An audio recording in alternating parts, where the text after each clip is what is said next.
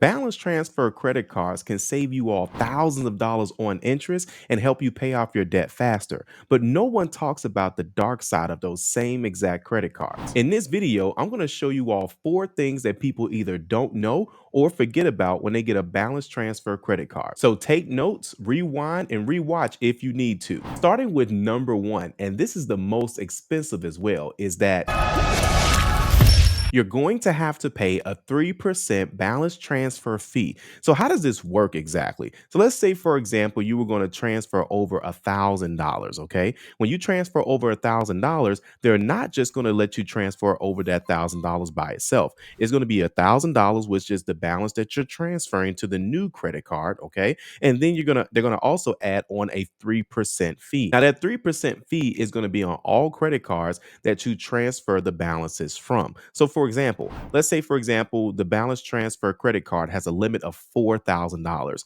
You have three credit cards and they all have $1,000 each. So 1,000 times three, that's $3,000. Then they're going to charge you a 3% fee for each of those credit cards that you are transferring those balances from. Most balance transfer credit cards do not have a limit of how many cards you can transfer the balances from. It's going to be the limit of that credit card. So whether it's 10 cards or one card, it does not matter as long as it does not go over that allotted limit. Okay. Now, some credit cards will allow you to transfer more than that limit, but then you're going to have what they call an over the limit fee. And obviously, they're still going to charge you that 3%.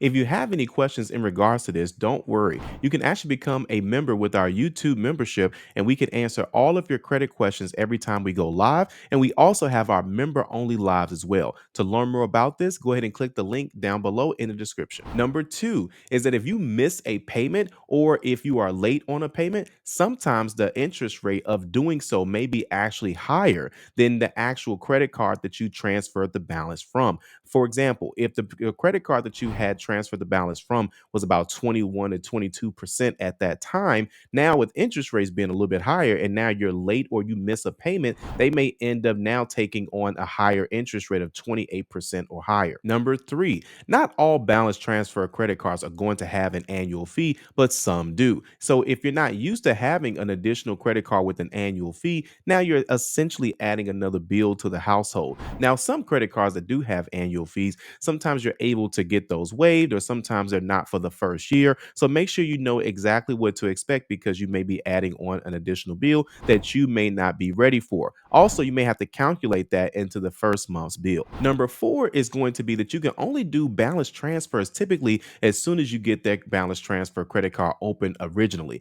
Now, again, some credit card companies are going to be a little bit different and they may allow you to always have a balance transferred, but most balance transfer credit cards are only going to allow you to transfer that balance at the beginning of the card. They may only give you a certain amount of time as well too, whether it's 30 days or 60 days, or some actually go by billing cycles or bank statements or billing statements. For more free credit tips, check out some of our other videos and subscribe as well.